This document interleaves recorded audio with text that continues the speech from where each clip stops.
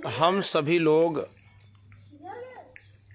आज एक ऐसे मुद्दे पर बात करने जा रहे हैं जहां पर दम तोड़ देता है वह व्यक्ति जो गरीब होता है, जब उसे इलाज कराना होता है। दम तोड़ देता है वह व्यक्ति जिसे फॉर्म भर के एग्ज़ाम देना है। अगर वो टैलेंटेड है और उसके पास पैसा नहीं है तो उसे क्या करना चाहिए। तमाम वो लोग जो लोग हमारे देश में बहुत टैलेंटेड हैं और दम तोड़ रहे हैं, ये व्यवस्थाएं कब बदलेंगी, इस पर आप सभी लोगों के विचार चाहिए। जो लोग गरीब हैं और वो पढ़ाई करना चाहते हैं, ज़मीन है नहीं, हम अभी आपको मिलवाने जा रहे हैं एक ऐसा लड़का जो अनुसूचित जनजाति में आता है, युवराज सिंह खरवार। और वो युवराज सिंह जो पढ़ना तो चाहता है लेकिन पैसा नहीं है और पैसे के अभाव में दम तोड़ रहा है। उसने अपनी कुछ पीड़ा बताई है कि फॉर्म भरने के लिए पैसा कहाँ से लाएं और पढ़ाई करने के लिए कहाँ से लाएं।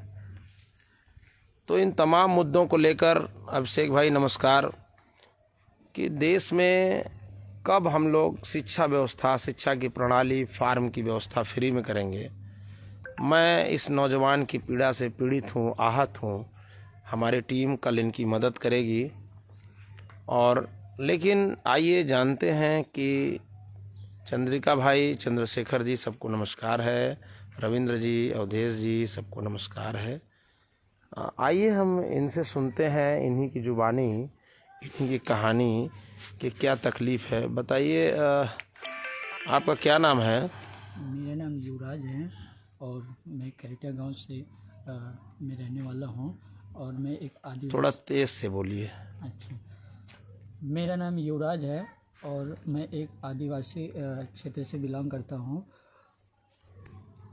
और सर, मेरा समस्या ये है कि हम लोग बहुत गरीब फैमिली से आते हैं, बट हम लोग को पढ़ने का बहुत उत्साह रखते हैं, लेकिन पैसे के अभाव में क्या होता है कि हम लोग पढ़ नहीं पाते हैं।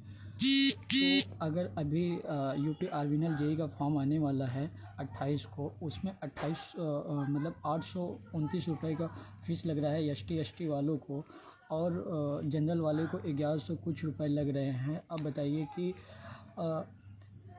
जो गरीब परिवार है, जो 300 रुपये कमाने वाला है, वो कहाँ से पैसे देगा और कहाँ से वो फॉर्म भर पाएगा। बताइए, हम लोग अपना पढ़ाई कैसे आगे कंटिन्यू करें और कैसे फॉर्म, इतना दिन रात मेहनत करने के बावजूद भी फॉर्म इतने महंगे हो जा रहे हैं कि हम लोग फॉर्म नहीं भर पाते हैं।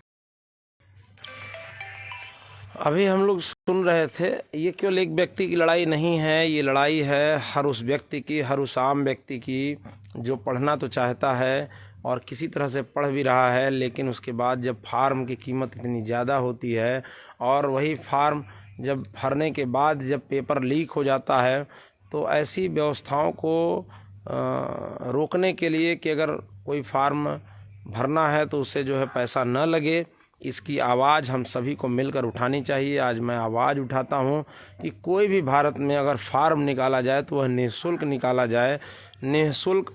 और जो भी ऐसे लोग हैं जो गरीब हैं, अगर गरीबी रेखा से नीचे जीवन यापन करते हैं, तो उनकी लेखपाल से जांच कराकर कम से कम उनके फार्म, वो किसी भी जाति और धर्म के हों, उनके फार्म तो निश्चित रूप से फार्म के पैसे न लिए जाएं। अगर भारत सरकार सभी के नहीं कर सकती है तो उन लोगों के ज़रूर कर सकती है जो लोग गरीबी रेखा से नीचे जीवन यापन करते हैं। यह एक युवराज की लड़ाई नहीं है कि ढेर सारे युवराजों की लड़ाई है, जिन्हें वास्तव में इस देश का युवराज बनना है, इस देश की कमान संभालनी है, चाहे इंजीनियर के रूप में, चाहे डॉक्टर के रूप में।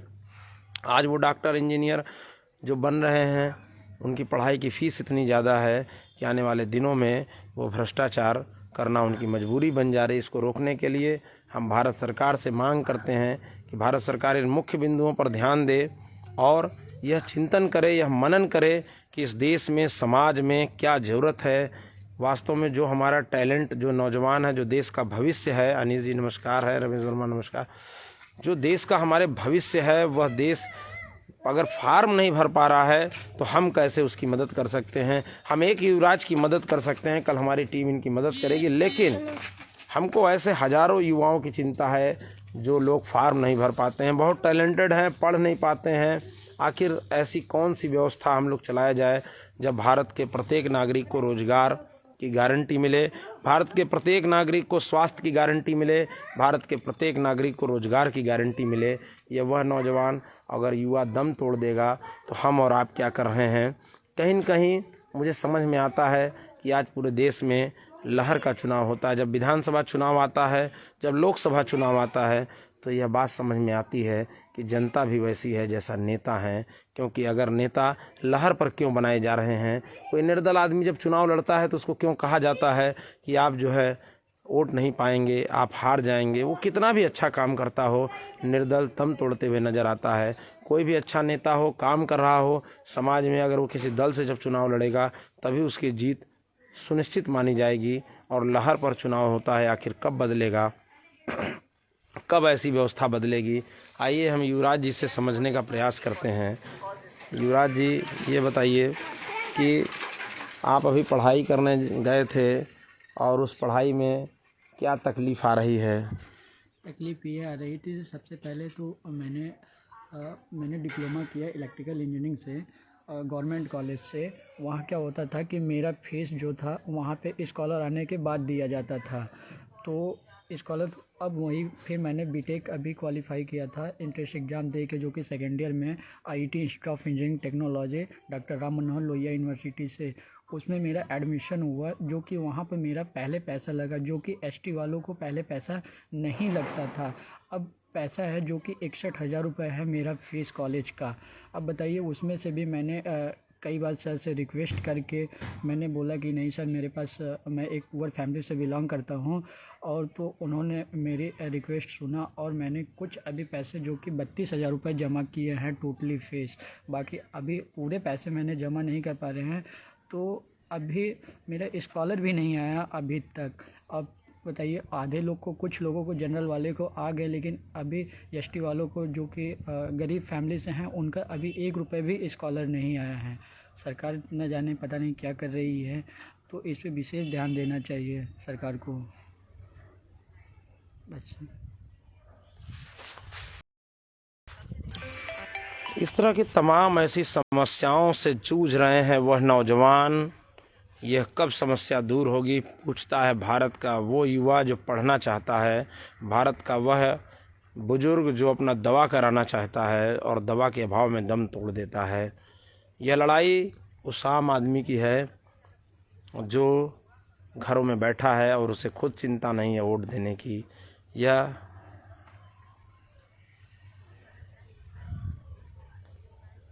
रवि प्रकाश शर्मा भाई जी को नमस्कार। ये देश हमारा है, क्रांतिकारियों ने अपने प्राणों की आहुति देकर सींचा है, उन क्रांतिकारियों को नमन है। भगत सिंह, सुखदेव, राजगुरु राम प्रसाद बिस्मिल, अशफाक उल्लाह खान, राजेंद्र नाथ लाहिड़ी, खुदीराम बोस, सुभाष चंद्र बोस, क्रांतिकारी चंद्रशेखर आज़ाद जी ने अपने प्राणों की आहुति देकर इस भारत को आज़ाद कराया है। सरदार वल्लभ भाई पटेल, छत्रपति साहू जी महाराज, बाबा साहब डॉक्टर भीमराव अम्बेडकर जी आपके चरणों में श्रद्धा सुमन अर्पित करते हैं। ये तमाम जो ये कठिनाइयाँ हैं, ये तमाम जो नौजवान हैं, पीड़ित हैं, दुख हैं, इनके पीछे का रीजन नेता होता है और नेता को बनाने के लिए जनता वोट देती है। जनता, रमेश भैया को नमस्कार, अरविंद भाई को नमस्कार। ये जनता जिस दिन मन बना ले कि नहीं मैं लहर को वोट नहीं दूंगा, मैं लहर पर नहीं काम करूंगा, मैं एक अच्छे नेता को लाने के लिए प्रयास करूंगा, वो किसी भी दल से हो, किसी भी दल से हो, किसी भी समाज से बिलोंग करता हो, किसी भी जाति और धर्म से रिश्ता रखता हो, हम उसके साथ खड़े दिखाई देंगे। जिस दिन यह लड़ाई अगर होने लगी तो जनता उसकी लड़ाई को अच्छे से लड़ पाएगी, और जब जनता लड़ना जान जाएगी तो नेता अच्छे से होंगे। आपने सुना होगा कभी, अवधेश भाई को नमस्कार, धीरज भाई को नमस्कार, राजेश भाई को नमस्कार।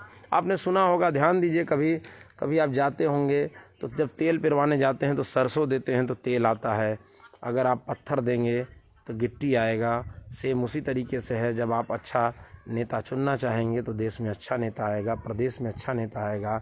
और उससे पहले आपके गांव में, आपके गलियों में, आपके नगर में, आपके इलाके में, आपके विधानसभा में अच्छा नेता होगा, तभी वह नेता अच्छा काम करेगा और आपके मुद्दे को उठाएगा।